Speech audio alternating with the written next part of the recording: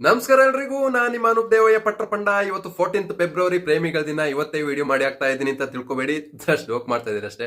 ಇಷ್ಟು ದಿವಸ ಸ್ವಲ್ಪ ಕೆಲಸದ ಮೇಲೆ ಬಿಸಿ ಇದ್ದೆ, ಹಾಗಾಗಿ ಡೈಲಿ ಅಪ್ಡೇಟ್ ನೀಡ್ಲಿಕ್ಕೆ ಆಗ್ತಾ ಇತ್ತಿಲ್ಲ. ಇಷ್ಟು ದಿವಸ ಏನೆಲ್ಲ ಅಪ್ಡೇಟ್ ಇದೆ ಅಂತ ಹೇಳೋ ಮಾಹಿತಿನ ಈ ವಿಡಿಯೋದಲ್ಲಿ ಹಾಕಿದ್ದೀನಿ. ದಯವಿಟ್ಟು ಮಿಸ್ ಮಾಡದೆ ದಯವಿಟ್ಟು ಈ ವಿಡಿಯೋನ ಸಂಪೂರ್ಣವಾಗಿ ನೋಡಬೇಕು. Thank you so much. ನಿಮ್ಮೆಲ್ಲರ ಸಹಕಾರ ನನಗೆ ತುಂಬಾ ಅಗತ್ಯ. Thank you so much. ಕಾಯಕವೇ ಕೈಲಾಸ ಎಂಬ ಮಾತಿನಂತೆ ನಮ್ಮ ಕಾಯಕವಾದ ಇವತ್ತಿನ ಬ್ಯಾಚಿನಲ್ಲಿ ಚಿಕನ್ ಮಸಾಲ ಪೌಡರ್ನ ರೆಡಿ ಮಾಡ್ತಾ ಫಸ್ಟ್ ಟೈಮ್ ಫಾರಿನ್ ಕಂಟ್ರಿಯಿಂದ ಒಬ್ಬರು ಕಸ್ಟಮರ್ದು ಆರ್ಡರ್ ಬಂದಿತ್ತು. ನಮ್ಮಲ್ಲಿ ಸ್ಪೆಷಲ್ ಆಗಿ ಪ್ರಿಪೇರ್ ಆಗುವಂಥ ಪೋರ್ಕ್ ಮಸಾಲ ಹಾಗೂ ಕಾಚಪುಳಿ ಬೇಕು ಅಂತೇಳಿ ಥಾಯ್ಲ್ಯಾಂಡ್ ದೇಶದಿಂದ ಆರ್ಡರ್ ಬಂದಿತ್ತು. ಅದನ್ನು ಯಾವ ರೀತಿ ಏರ್ ಕಾರ್ಗೋದಲ್ಲಿ ಕೊರಿಯರ್ ಮಾಡೋದು ಅಂತ ಹೇಳುವಂಥ ಟರ್ಮ್ಸ್ ಆ್ಯಂಡ್ ಕಂಡೀಷನ್ ತಿಳ್ಕೊಂಡು ಪ್ರಾಪರಾಗಿ ಚೆನ್ನಾಗಿ ನಮ್ಮದೇ ಕಾರ್ಡ್ಬೋರ್ಡ್ ಬಾಕ್ಸಲ್ಲಿ ಚೆನ್ನಾಗಿ ಪ್ಯಾಕ್ ಮಾಡಿಬಿಟ್ಟು ನಾವು ಇಂಡಿಯನ್ ಪೋಸ್ಟ್ ಆಫೀಸ್ ಒಟ್ಟಿಗೆ ಟೈ ಅಪ್ ಆಗಿದ್ದೀವಿ.